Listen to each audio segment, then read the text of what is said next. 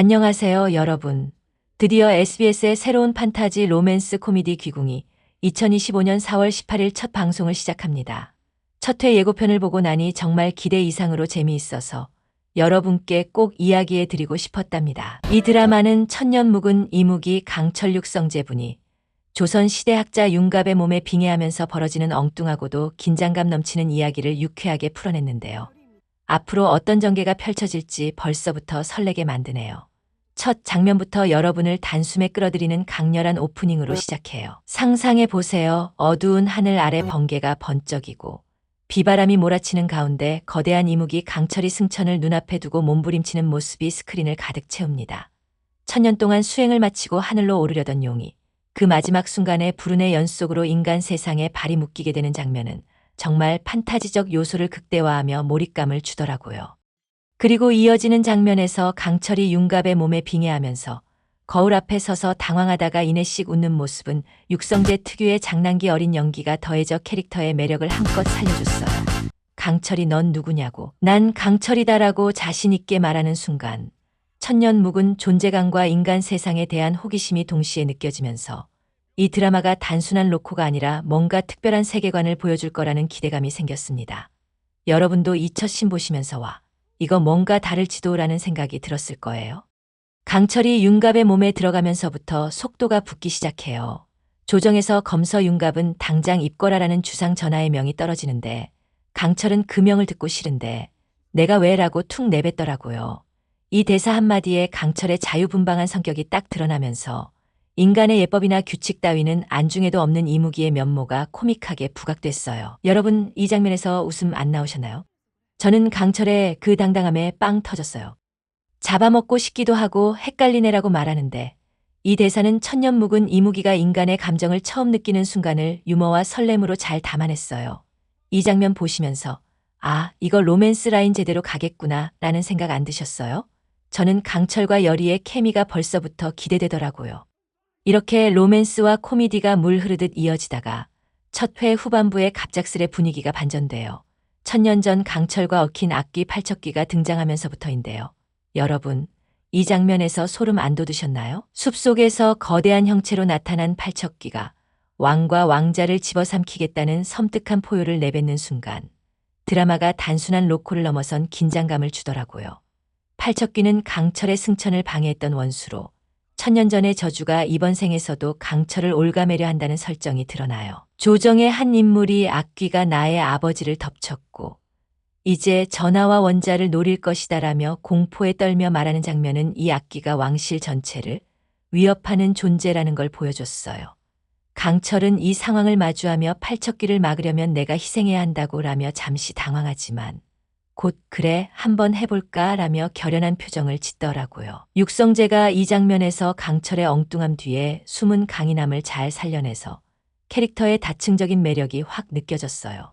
하지만 희생이라는 단어 앞에서 강철의 눈빛이 흔들리는 순간 여리를 떠올리는 플래시백이 삽입되는데 시장에서 여리와 함께 웃던 따뜻한 장면이 스쳐 지나가며 강철이 승천과 인간 세상 사이에서 갈등할 거라는 암시를 주더라고요. 여러분, 이 부분에서 강철이 어떤 선택을 할지 너무 궁금하지 않으셨어요? 첫 회는 팔척기가 다시 어둠 속으로 사라지며 이제 곧 온다는 불길한 대사로 끝나면서 다음 회에 대한 기대감을 최고조로 끌어올렸어요. 이 마무리 장면 보시고 다음 주까지 어떻게 기다리지라는 생각 안 드셨나요? 저는 진짜 그랬어요. 귀궁 첫 회의 매력은 판타지, 로맨스, 코미디라는 세 가지 요소를 정말 조화롭게 엮어낸 점이에요. 강철이라는 캐릭터는 천년 묵은 이무기라는 신비로운 설정을 가지고 있으면서도 인간 세상에 적응하며 벌이는 엉뚱한 행동들로 웃음을 주고 여리와의 만남을 통해 설렘을 안겨줬어요. 여기에 팔척기라는 강력한 빌런의 등장은 이야기를 단순한 로코에서 한 단계 업그레이드 시키며 앞으로의 갈등과 모험을 기대하게 만들었죠. 육성재는 강철 역을 통해 코믹 연기와 진지한 감정 연기를 자유롭게 오가며 캐릭터를 입체적으로 살려냈고 김지연은 여리의 순수함과 혼란스러움을 자연스럽게 표현하면서 로맨스 라인의 중심을 단단히 잡아줬어요. 연출면에서도 밝고 유쾌한 마을 장면과 어둡고 긴장감 넘치는 팔척기 등장 장면의 대비가 정말 효과적이었고 배경음악은 각 장면의 분위기를 한층 더 끌어올려줬어요. 여러분도 음악이 장면과 딱 맞아떨어질 때 그 몰입감 느끼셨죠? 다만 첫 회의다 보니 캐릭터와 설정을 소개하느라 이야기가 조금 산만하게 느껴질 수 있었던 점은 살짝 아쉬웠어요. 팔척귀의 과거나 강철의 저주에 대한 설명이 아직 충분히 풀리지 않아서 처음 보시는 분들은 약간 혼란스러우실 수도 있을 것 같아요.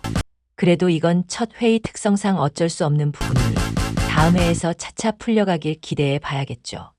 여기서 저만의 뇌피셜을 조금 더 보태자면 강철이 윤갑의 몸에 빙의한 이유가 단순한 우연은 아닐 거예요. 천년 전 팔척귀와의 싸움에서 강철이 패배하며 인간 세상에 묶인 영혼이 되었고 윤갑의 몸이 그를 불러들일 어떤 특별한 조건을 갖췄을 가능성이 크다고 생각해요. 예를 들어 윤갑이 원래부터 강철과 연결된 운명의 끈을 가지고 있었다거나 그의 몸에 깃든 어떤 힘이 강철을 끌어들였을 수도 있지 않을까요?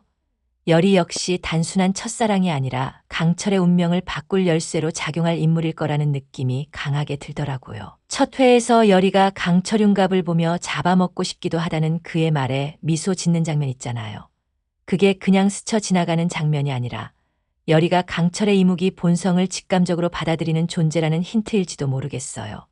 여러분은 이 장면 어떻게 보셨어요? 저는 열이가 나중에 강철의 희생을 막거나 아니면 함께 팔척귀와 맞서는 중요한 역할을 맡을 거라는 상상을 해봤어요.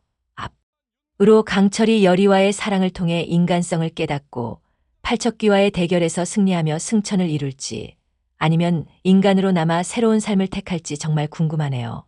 첫 회는 이 모든 가능성을 열어둔 채 끝났고 그만큼 다음 회에 대한 기대감이 엄청 커졌어요.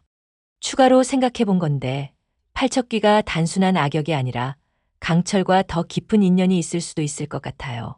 천년 전 강철이 승천하려던 순간을 방해한 이유가 단순한 악의가 아니라 어떤 비극적인 사연이나 억울함에서 비롯된 것일지도 모르죠. 예를 들어 팔척귀가 원래 강철과 같은 이무기였는데 승천에 실패하며 악귀가 됐다거나 강철 때문에 희생된 존재일 가능성도 있지 않을까요? 이런 뇌피셜이 맞다면 나중에 강철과 팔척귀의 대결이 단순한 싸움이 아니라 감정적인 화해로 이어질 수도 있을 것 같아요. 여러분은 팔척귀의 정체에 대해 어떻게 생각하세요? 첫 회에서 나온 그 섬뜩한 모습만 봐도 이 빌런이 쉽게 물러나지 않을 강적이라는 건 확실해 보이더라고요. 그리고 강철이 한번 해볼까? 라고 말하며 결심하는 장면에서 그의 눈빛에 담긴 복잡한 감정이 앞으로의 이야기를 더 풍성하게 만들어줄 거라는 믿음이 생겼어요. 귀궁은 천년 묵은 이무기의 엉뚱한 모험과 사랑 이야기를 통해 판타지 로코라는 장르의 신선한 바람을 불어넣을 준비가 되어 있는 드라마예요. 첫 회를 보신 여러분이라면 강철과 열이의 운명이 어떻게 펼쳐질지, 팔척귀의 저주가 어떤 비밀을 품고 있을지 너무 궁금해서 다음 주를 기다리게 되실 거예요.